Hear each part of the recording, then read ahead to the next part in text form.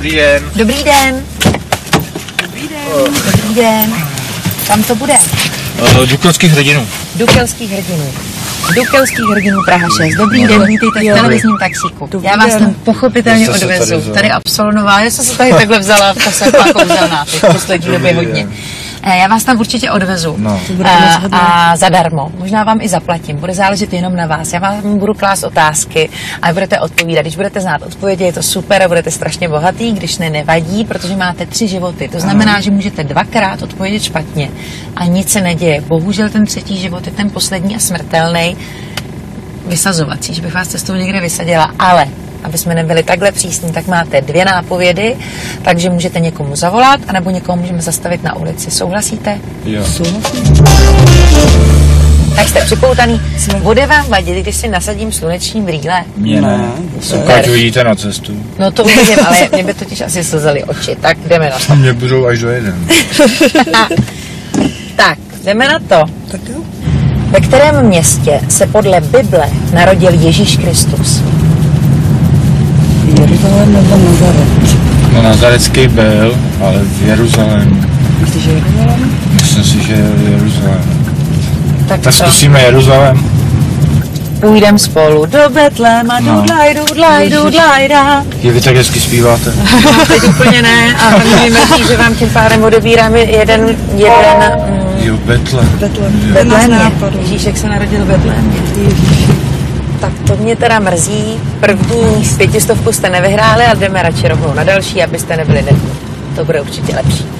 Ve které pohádce si zahrál Jan Werich krále Já prvního? První? Já první se jmenoval ten král, kterého hrál Jan Werich. Že to být s tím 18 zlatou, nějaký přece. No to může, to přemýšlím, no Císařův pekař to nebyl, tam hrál Rudolf. Nevím, jestli hrál nějaký jiný pohádce, kromě ještě toho sůl na zlato. Takže on se to nemenuje Sůl na zlato. Ne, a jak? Ne. On se to jmenuje jinak. Určitě? Jak se to jmenuje? Já si myslím, že to bude. Tam hrál Burian, že jo? Vlasta Burian, Vlasta ano, Burian tam hrál. Rádce. Přesně. A jak se jmenoval, jak Byla pak to dál, jedna z nebo kdo pak posledních dál, rolí nebo tak se vlastně jmenoval. Buriana. Tak já nevím, mě jinak. To věděš, sůl na zlato, to jak nenapadá. Já mám úplně to jméno. A tak můžete někomu zavolat, nebo se někomu můžeme zeptat na ulici?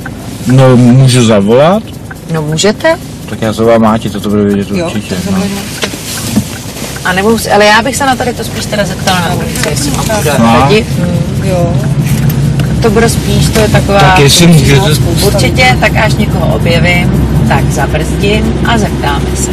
Tady je nějaký mladý muž. To chlapec nebude vědět. Bude. Dobrý den, můžeme se vás prosím zeptat? vás, můžu se vás zeptat? Tady televizní taxík, poradil byste prosím vás, jak se jmenuje pohádka, ve které hrál Jan Werich krále a jmenoval se Já první. A byl tam ještě Vlasta Burian, mu hrál třeba Rádce. Určitě je to Sůl na zlato, ale ono se to jmenuje nějak jinak. Nebo se to jmenuje Sůl na zlato, ne? Císařův pekař? Ne. Měl 3 dcery a... Měl 3 dcery, je to jako podle Milena pohádky Dvorská Sůl hrála na tu zlato princeznu. určitě, ale já si myslím, že se to jmenuje jinak. Tak, Nevíte? si asi nespomenu. Nevzpomenete. Nezlobte se. Nic, Nic, děkujeme, díky, naschle. naschle.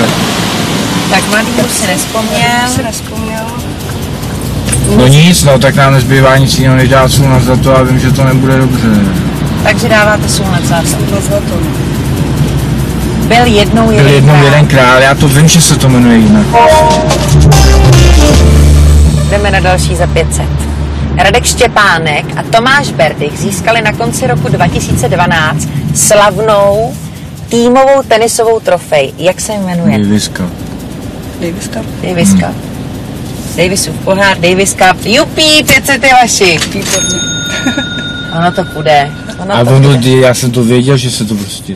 To je ale normální. Jste v taxíku, v televizi, tak se z toho na nervy. Jdeme na další za 500, když nám takhle jde. Pokud je někdo příliš hlučný, přirovnává se jeho hlasitý projev k jedné opici. Ke které? Říká se tedy řvát jako... Orangutan. No šimpanz určitě ne. Já bych řekl orangutan, to je hodně.